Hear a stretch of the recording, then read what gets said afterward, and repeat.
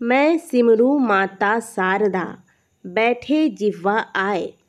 कार्तिक मास की कथा लिखे हृदय कमल हर्षाए। स्वागत है दोस्तों आप सभी का आपके अपने YouTube चैनल खुशहाल जिंदगी में। आज के वीडियो में हम कार्तिक महात्म्य के प्रथम अध्याय को श्रवण करेंगे। जो लोग कार्तिक स्नान करते हैं, कार्तिक में दीपदान, तुलसी पूजन इत्यादि करते हैं, उन्हें कार्तिक महात्म्य की कथा को श्रवण करना चाहिए। कार्तिक महात्म्य की कथा सभी प्रकार के दोषों का नाश करने वाली कथा है। सभी प्रकार के पाप इस कथा के प्रभाव से समाप्त होते हैं तथा भगवान की भक्ति हमें इस कथा को श्रवण करने से प्राप्त होती है। आइए आज हम कार्तिक महात्म्य के प्रथम दिवस की कथा को श्रवण करते हैं। कथा को आरंभ करने से पहले भगवान गणेश का ध्यान करेंगे। ओम श्री गणेशाय नमः। भगवान विष्णु का ध्यान करते हुए कथा को श्रवण करेंगे। ओम नमो भगवते वासुदेवाय।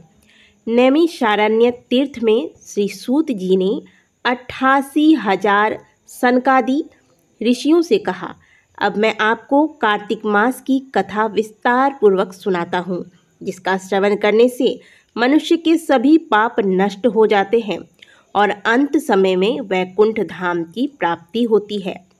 सूत जी ने कहा, श्री कृष्ण जी से अनुमति लेकर देवर्षि नारद के चले जाने के पश्चात सत्यभामा प्रसन्न होकर भगवान कृष्ण से बोली, हे प्रभु, मैं धन्य हूँ, मेरा जन्म सफल हुआ।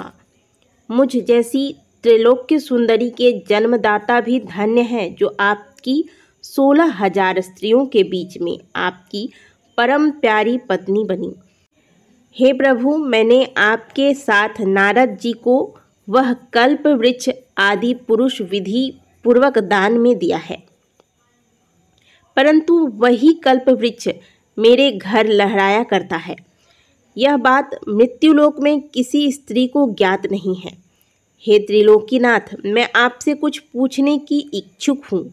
आप मुझे कृपया कार्तिक महात्म्य की कथा विस्तार पूर्वक सुनाइए, जिसको सुनकर मेरा हित हो और जिसके करने से कल्प पर्यंत भी आप मुझसे विमुख न हो। सूत जी आगे बोले।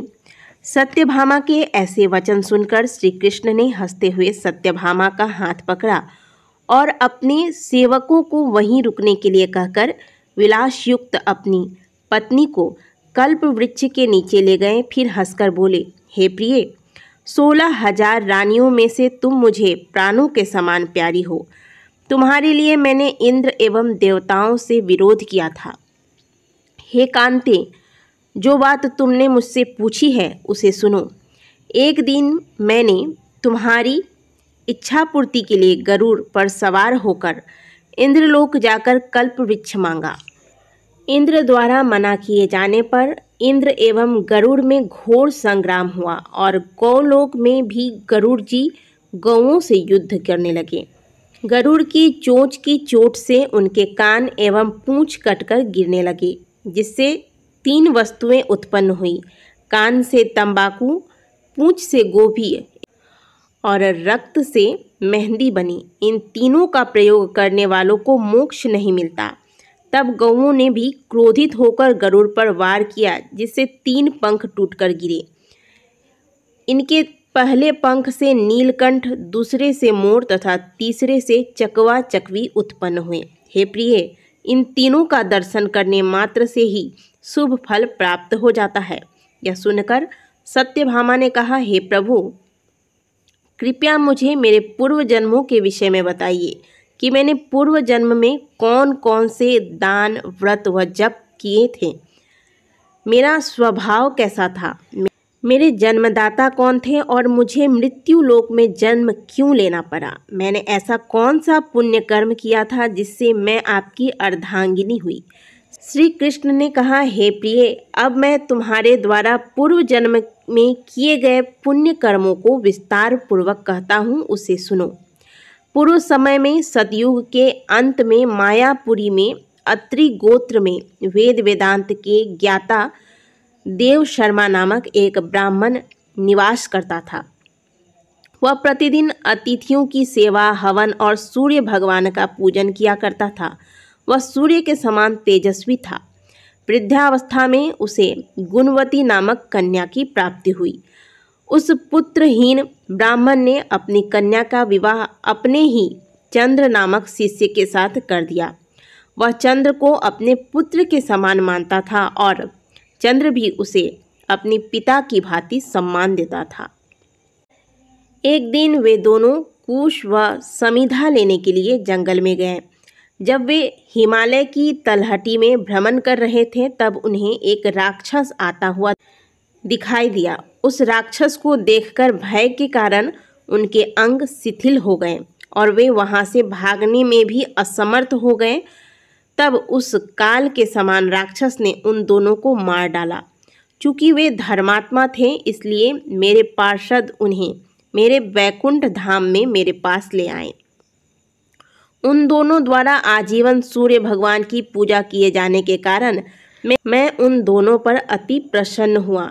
गणेश जी, शिव जी, सूर्य देव, इन सब की पूजा करने वाले मनुष्य को स्वर्ग की प्राप्ति होती है।